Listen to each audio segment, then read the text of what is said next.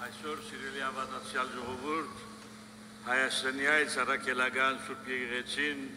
նշում է ամենայն հայոց կաթողիկոս Կարեկին II քաղաքալության 26-րդ ամյակը։ Մեր 132 կաթողիկոսներից միայն 12 քաղաքալ են, որ 25 տարի եւ ավել քաղաքալել են։ Նրանք հիմնականում եղել են արդյունաշատ կաթողիկոսներ, ինչպես Սահակ Բարթև, Գրիգոր Վգայասեր, Հակոբ Շուղայեցի և մեզ ավելի մոտիկ Վասկեն Առաջին Բալյան։ Նույնպես և Կարեկին II կաթողիկոսի գործունեության մի թռուցիկ ակնարկեցենք, տեսնելու ենք այն մեծածավալ աշխատանքը, որ կատարվել է անցնող այս տարիների ընթացքում։ Այդ իրաքորդումները վկայում են վեհապարի անսահման աշխատասիրության և անմնացորդ նվիրումին Մայրաթոր Սուրբ Էջմիածնին։ Այս շրջանին էր, որ Հայրաբեդի դրակորված հետապնդումով վանքի տարածքը քարապատկվեցավ և այս տարածքին վեր փաստացան և խոյացան Սուրբ Դրդապատ խորանը, Սրբոց Հրեշտակապետած եկեղեցին, Սուրբ Վարդան և Սուրբ Հովհաննես մկրտարանը, վեհապարի Սուրբ Հայրաբեդած մատուրը։ Գրթական հաստատություններեն Վաչե և Թամար Մանուկյան մատենադարանը, Կարեկին առաջին գրթական կենտրոնը, Օրնեկյան հանրագրթարան դպրոցը, Թիվանադունը, միապանական շենքը, Վեհարանի նոր մասնաշենքով, կաթողիկոսական թամփարանը։ Հիմնովին վերանորոգված են Վասկենյան վեհարանը, Մանուկյան քանցադունը, Խրիմյան թանգարանը, Ռուփեն Սևագի թանգարանը, Սինոդի շենքը, Ղազարաբադը, Սարգսակների գացարանը, Երեմյան խցերի շենքը, Վանադունը, Քևորքյան ջեմարանը, իսկ վանքից դուրս կարելի է նշել Վասկենյան դպրանոցի մասնաշենքը, Հարիջի վանքում գործող Թփանջյան ավագ դպրոցը եւ այլն։ Այս 26 տարիների ընթացքում Մայրավանքից դուրս նշենք միայն, որ շուրջ 300 մատուր եկեղեցի նոր կամ վերանորոգված են և 25 վանք անցած են Մայրաթորի դնորենության ներքո։ Եվ վեհապար Հայրաբեդի օրհնությամբ ավելի քան 500 ջերմարանավարտ քահանայրեր անցել են ծառայության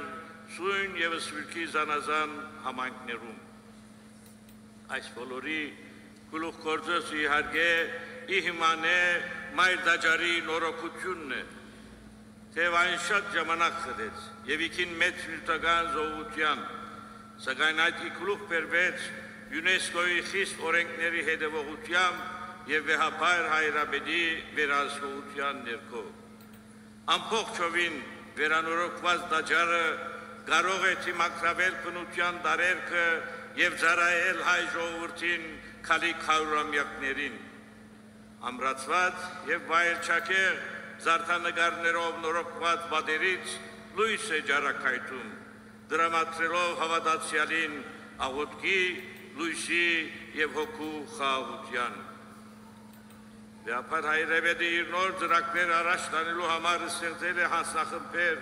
ինչպես աստվածաբանական, դիսական, կանոնադրական, պարգևների պաշտպան, կարգապահական հարցերի, գրթական, իրավախորհրդատվական։ Մեր ժողովրդի կարիքներին հասնելու համար հաստատվել են նոր գրասենյակներ կամ բաժիններ, որոնցով եկեղեցին հոգևոր և նյութական օժանդակություն է բերում մեր ժողովրդի բոլոր խավերին, մանուկին, երիտասարդին, ընտանիքին, հիվանդին, փանդարյալին, զինվորին, քաղաքականին։ Սրանք ղեկավարվում են երիտասարդ պատրաստված եկեղեցականներով, լինեն նրանք սարգսակ, քահանա, վարդապետ թե եպիսկոպոս, և այս բոլորը վեհապար Հայրաբեդի հոգատության և վերահսկողության ներքո։ Իհարկե մտահոգիչ է վերջին շրջանին եկեղեցի և կառավարության միջև եղած տարակարծությունները։ Հայաստանի այս առաքելական եկեղեցին միշտ զորավիք է եղել իր ժողովրդի միասնության, անկախության և պետականությանը։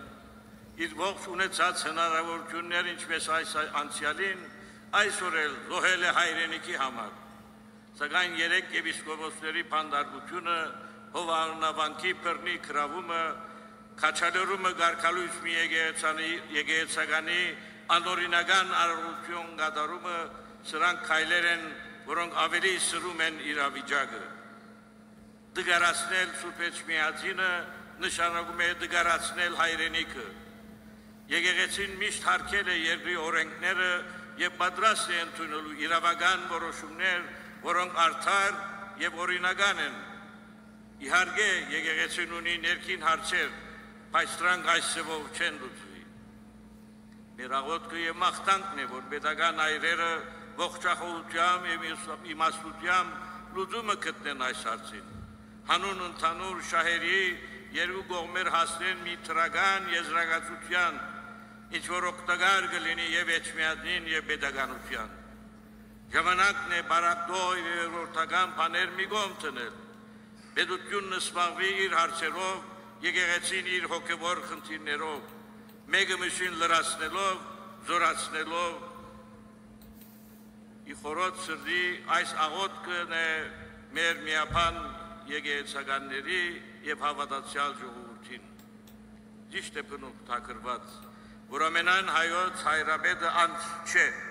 այլ հայրապետական գաղափարի մարմնացում,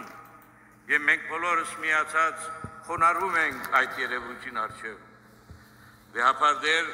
շնորհավորով ցերծրփության քաղաքալության 26-րդամյակը հանուն հոգևոր տասի եւ մեր հավատացյալ ժողովրդին ցեզ մաղթում ենք առողջություն, համբերություն, աղոթում, որ ձեր գրած խաչությամբ գրեք մինչև վերջ եւ անվհատ կերպով շարունակեք ձեր եկեղեցաշեն, աստվածոտ եւ հայրենաշեն առաքելությունը։ Անուն Հոր եւ Որդու եւ Ոգուն Սրբո ամեն։ Մայրիմ եւ եղբայրքիմ սոքայեն, որ սպանն Աստուծո լսեն եւ առնեն։ Մայրս եւ եղբայրս սրանք են, որ լսում են Աստծո խոսքը եւ առնում են կամ գադարում են այն։ Հիսուս հաջող քարոզություններ էր ունենում եւ այդ քարոզությունների մեկի ժամանակ բավականին ամփոխ էր հավաքվել, իրեն լուր գդրվի թե իր մայրը եւ եղբայրները եկել են, բայց չեն կարողանում տեսնել զինք։ Եվ Հիսուս դառնում եւ ասում է. Իմ մայրս սրանք են,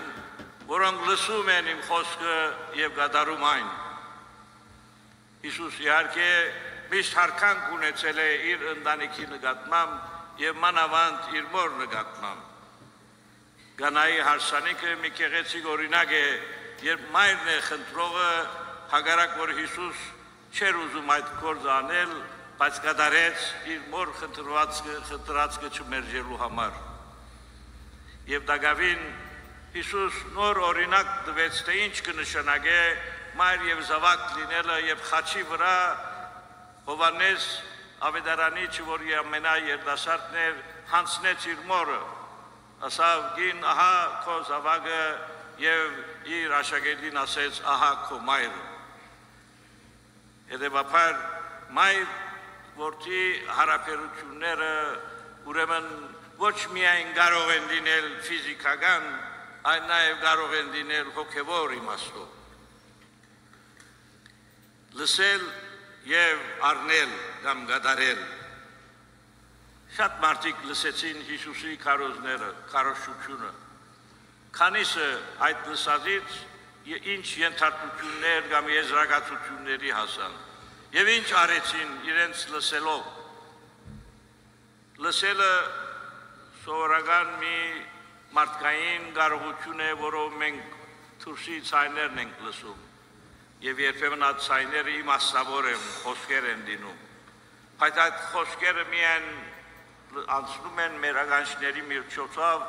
եւ եթե մոռանում ենք դրանք արժեքավոր բաներ չեն այդ բարակային։ Եվ Հիսուսի հետևողներից շատեր լսեցին, բայց չհետևեցին նրան։ Շատեր նույնիսկ զարմացան Հիսուսի խոսքերը լսելով։ Զարմանալը այդ առաջին հանքրվանն է, եւ որ սովորականեն վեր մի բանի ես հանդիպում եւ այս բարակային լսում։ Եվ փոխանակ իրենք Հիսուսի խոսքը ճշգրիտ հասկանալու սկսեցին պատճառներ քննել, որպեսզի մերժեն այն։ Ինչպես կարող է Գալիլեյեն մարգարե ծնվել։ Կամ սրա ծնողները մենք գիտենք սրա եղբայրները, հայրը, մայրը մեր մեջ են ապրում։ Հետևաբար ճանչնալով նրանցից մարգարե չի կարող մատահել։ Սակայն եղան քիչեր, որոնք լսեցին Աստծո ձայնը եւ հետևեցին դրան։ Օրինակ 5 դագարանի մեջ մենք տեսնում ենք Նոյը, բարձ հավատացյալ անձնավորություն, որ երկիրը խաղաղ է, հանգիստ է եւ ելումը սկսում է նավ շինել։ Կարուսում է, որովհետեւ Աստված իրեն ասել է, որ պատրաստի այդ նավը։ Ամեն մարդ վրան է խնդում, ամեն մարդ ցեր է առնում նրան, ասում է այստեղ որ ծով գա, որ ջուր գա, դու ինչ ես նավ պատրաստում։ Բայց որովհետեւ նա հավատում է Աստծո խոսքին, նա գառուցում է այդ նավը, որ փրկության միջոցն է լինում մարդկությանի վերջո։ Եվ բոլորը, որ նրանք խնդում էին կամ ցեր էին առնում, նրանք կործանվում են բնականաբար։ Եվ դակավին կարելի է հիշել Աբրահամը, երբ ցայն է լսում Աստուծո, որ իր զավակը զոհաբերի Աստուծո։ Սա սովորականից շատ վեր մի հրահանգ է եւ դժվար ըմբռնելի եւ նույնիսկ մերժելի։ Սակայն Աբրահամը իր խոր հավատքով առասված, որ Աստված ինչ-որ մի բան գիտի, որ ինձ ասում է։ Նա գիտի ինձ ինչ է պետք եւ դրա համար նա դալիս է ինձ այդ հրահանգը։ Հետևաբար պատրաստում է, որ իր զավակը զոհի։ Սակայն Աստված փորձելով տեսնում է նրա հավատարմությունը եւ խնայում է նրան զավակը։ Եվ այսպես շարունակ, բայց սրա գողին նաև կան հակառակ եղելություններ, երբ նույնիսկ Աստծո մարգարեն լսելով Աստծո ձայնը փոխանակ գնալու թևի Բաբելոն նավակ առնում եւ հակառակ ուղղությամբ է գնում։ Ով պիտի գնա Բաբելոն եւ այնտեղ այդ հեթանոս ժողովրդին քարոզի Աստծո խոսքը։ Եվ ահա փոթորիկը ելնելով ին գործանվում է եւ յետը քալով գուլ է դալիս Հովնան մարգարեին եւ Հովնան մարգարե ապաշխարելով գնում է կատարելու Աստծո խոսքը եւ հաջողությամբ է կատարում։ Նոր գդագարում մենք տեսնում ենք օրինակ Զաքարիա քահանան եւ որ լսում է հրեշտակի խոսքը իր որդու ծնելու մասին չի հավատում։ Քահանա է Աստծո դաջարին ծառայող անձնավորություն է եւ Աստված նրան պատժում է գագազ դարձնելով նրան։ Միշտեր Աստվածամայրը երբ լսում է Աստծո ցայնը, հրեշտակի ցայնը իր միածին որդուն մասին,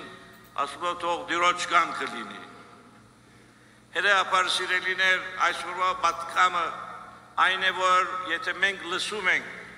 Աստծո խոսքը, Աստվածային խոսքը, ինչ ենք անում այդ մեր լսածով, ինչպես ենք ծառայեցնում այն, ինչպես ենք արժեքավորում այն,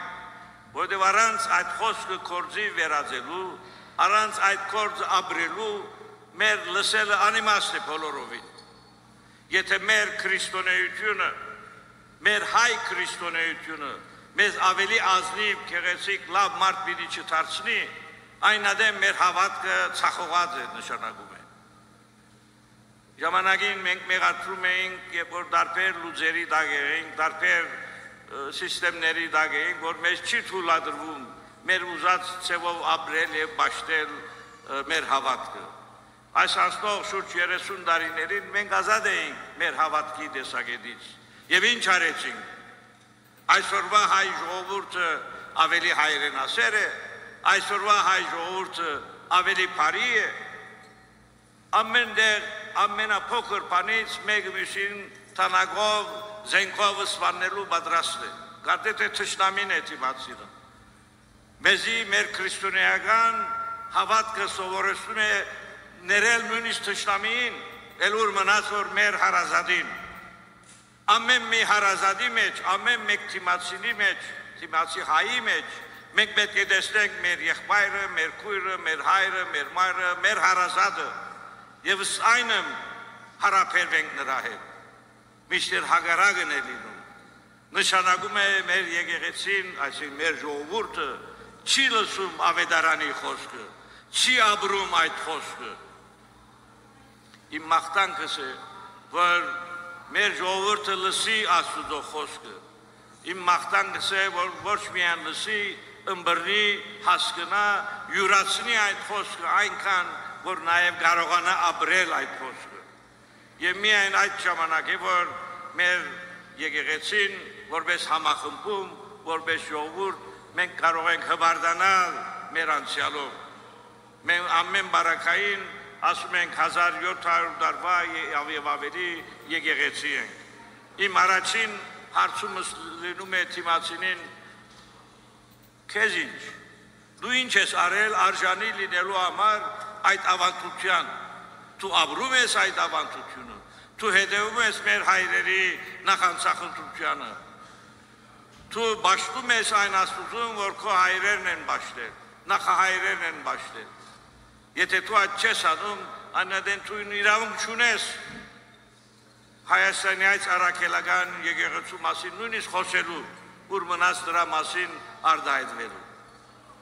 Այնպես որ սիրելիներ, ձեր հավատքը ձերը դարձրեք, ուրույն երբով Հայաստանի այս առաքելական եկեղեցու օրենքներին հետևելով եւ միշտ եթե սուրբ գրքին նայեք եւ ապրեք այն, հավատացեք, որ ձեր հոգու խորքում պիտի սկաք, որ դուք ավելի բարի մարդ եք, ավելի լավ մարդ եք, ուրիշներին հասնողեք, այդ ուրիշը կարող է փանդում լինել, հիվանդանոցում լինել, կարիքի պետքություն ունենա, Աստուծո ցերքերն եք դուք, Աստված ձեր միջոցով որ պիտի ծառայի ժողովրդին։ Իսկ եթե դուք այդ գործերը չեք անում, նշանակում է Աստված չի գործում մեր աշխարհում այլևս։